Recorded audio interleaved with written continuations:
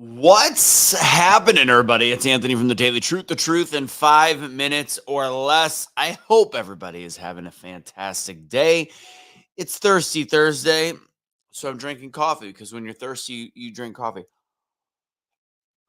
I'm kidding. That's not medical advice. Like this video, share this video, do all the things with said video. I'm calling today the butterfly elegy. This was supposed to be Monday, but then I was like, I gotta talk about some other things. So this is the butterfly elegy, sharing to my personal page because I can't go live for another like 6, 7. Now what day is today?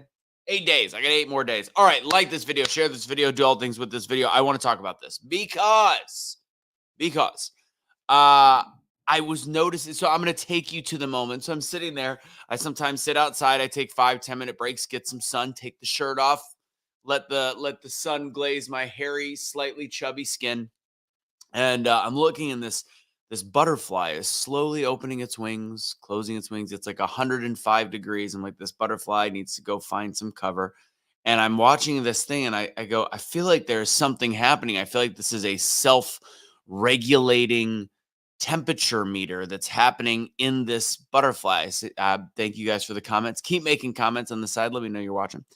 And this butterfly, it's going in and out. And so of course, like any normal person does, I start to Google. I go down the rabbit hole of the butterfly, and I realize how important their wings are, and the fact that their wings literally are how they control all their body temperature. They're also incredibly delicate. So I did a little research. With the wings. Butterflies' bodies, first off, work best at 82 degrees. What you will find out is a butterfly's body can function depending heavily on the weather, and the wings actually, so it goes above and beyond all the things that it does for the body of the butterfly. But I'm going to get more. There's a correlation and an analogy that I make towards human beings, towards us on this. So stick with me, because I think it's amazing what these butterflies, millions of them all around the whatever, just doing their thing.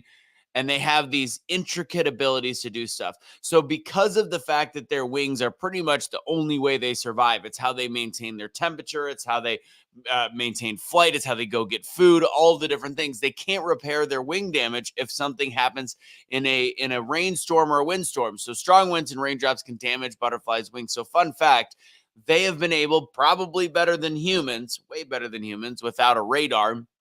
They actually can sense changes in the weather that signal an oncoming storm that allows them to actually start to find shelter and become dependent and independent of what's about to happen outside. They can sense these things. Buffaloes are very similar, so it's fascinating.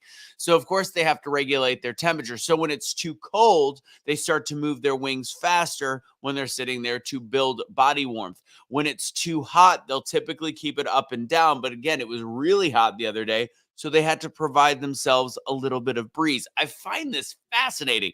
They also have other parts of the body that can literally like taste food and be like, that's not food, that's food. Again, these things are like this big. So I want you to think about the ability and the willingness for a butterfly to adapt to its surroundings.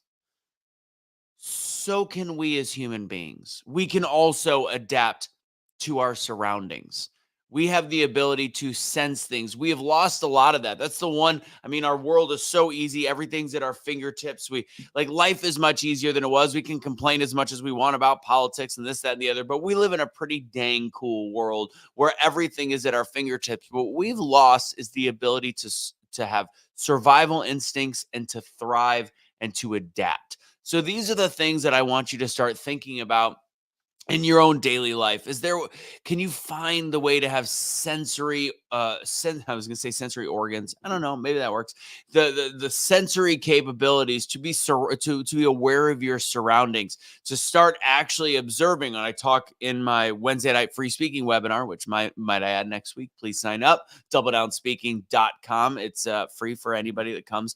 I call it Toastmasters on steroids. But what I talk about is when we're looking at the ability to adapt and observe. The key is observing things around you, because it allows you to open up doors. It allows you to see what's really happening. That being an observer allows you to grow, survive, and adapt. So start to observe the world around you. Continue to use the technology. I'm not saying, oh, never use your phones. No, but just sometimes take some time to learn about your surroundings and learn about the world around you. So the truth is, much like the butterfly that is able to adapt in any circumstance and actually has some really innate abilities that we too as humans have, you could be inspired. And this is all inspired by observation. I was watching a butterfly open and close its wings on an incredibly hot day, to which I researched that it is actually affecting its own body temperature by the way that it does things. And I learned even more about the butterfly. And I realized